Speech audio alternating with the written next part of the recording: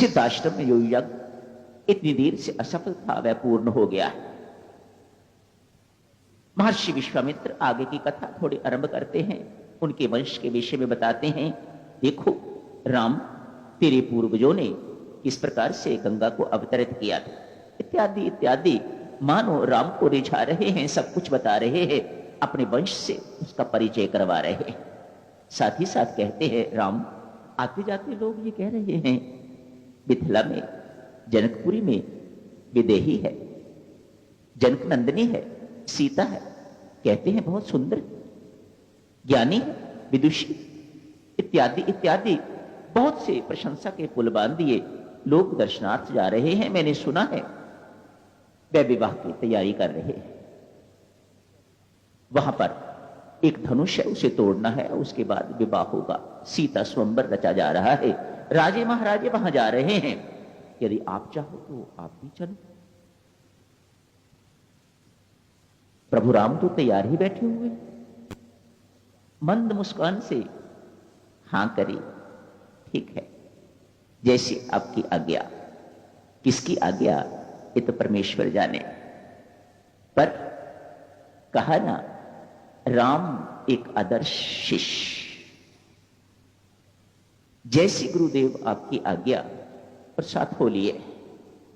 कल आप पढ़ेंगे, वहां पहुंचने से पहले अभी साधना, यदि सीधे वहां पहुंच जाते तो साधना पूर्ण ना होती। अभी बीच में कुछ और रहता है, वह आप कल पढ़े। क्या है जिसका उद्धार करना है? ये हमारी बुद्धि, जिसे अहल्या कहा जाता है। अभी इस बुद्धि को सुधारना है, तब परम शांति जाके मिलेगी, तब जाके सीता जी से विवाह होगा, ऐसे नहीं। तब जाके सीता से मिलन होगा, ऐसे नहीं। ये बुद्धि अहिल्या जिसे कहा जाता है, ये बुद्धि परिवर्तित हो गई हुई है। यदि साधक की बुद्धि विषयासक्त बुद्धि होती है, जैसी अहिल्या की थी, जब तक वह बुद्धि ठीक नहीं होती, अनासक्त नहीं होती, तब तक शांति मिलती नहीं है, तब तक राम सीता का मिलन आपस में होता नहीं है, तब तक साधना अधूरी रहती है। यहां पर प्रसंग इस प्रकार का है। एक अन्य स्थान पर जहां तुलसीदास जी इस बात को थोड़ा खोलते हैं, तो वो कहते हैं, महाराज आप भी साधक थे और मैं भी साधक, पर महाराज आपने पहले ताड़का को मारा था।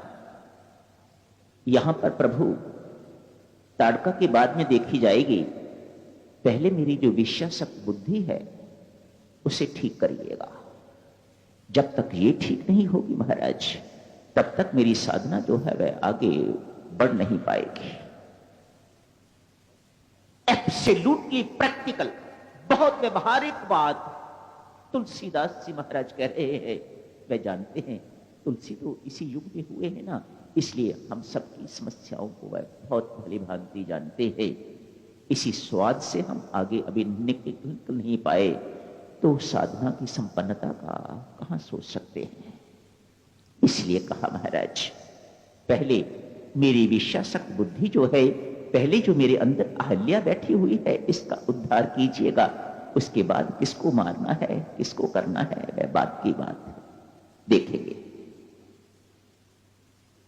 आज सुबह आपसे अर्ज की गई थी, आज रात्रि की बैठक में राम हमारा घर है, इसकी चर्चा करेंगे। इससे पहले चलते हैं सुबह की बैठक, जिसका शुभारंभ अवतरणिका से हुआ था। मंगलाचरण पढ़ते हुए बालकांड का प्रथम सर्ग आरंभ हुआ। इसमें स्वामी जी महाराज ने राम कथा की महिमा का बखान किया हुआ है। अनेक सारे विशेषण दिए हैं। राम कथा पाप ताप हारनी है, गंगा है, हमारे सभी प्रकार के पापों का नष्ट करने वाली है, मोक्षदायिनी है, इत्यादि इत्यादि। ये भी स्वामी जी महाराज ने स्पष्ट किया, मैंने ये रचना क्यों रची है।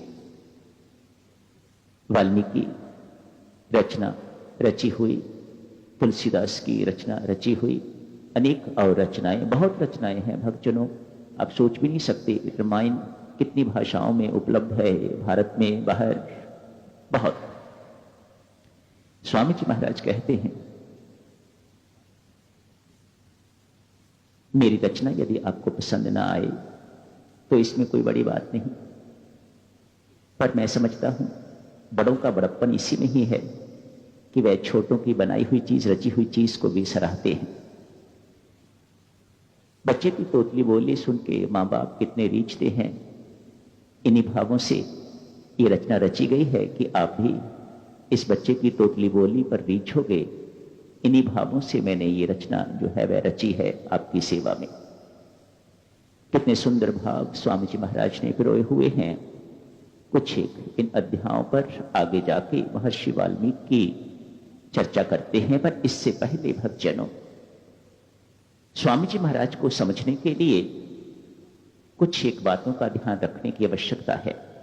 जब भी आप उनका कोई ग्रंथ पढ़ते हैं, भक्ति प्रकाश पढ़ते हैं या आजकल श्री रामायण जी का अध्ययन कर रहे हैं, उसमें कुछ एक विशेष बातों का ध्यान रखने की आवश्यकता है। यदि आप स्वामी जी महाराज की सूक्ष्म बातों को जानना चाहते हैं तो रामायण की कथा जो आप पढ़ रहे हैं ये तो आपके लिए नई नहीं है, ये तो आपको ज़बानी याद है।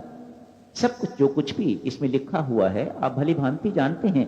आगे क्या होने वाला है, इसके पीछे क्या हुआ है, दूर की बात जानते हैं। जाके कब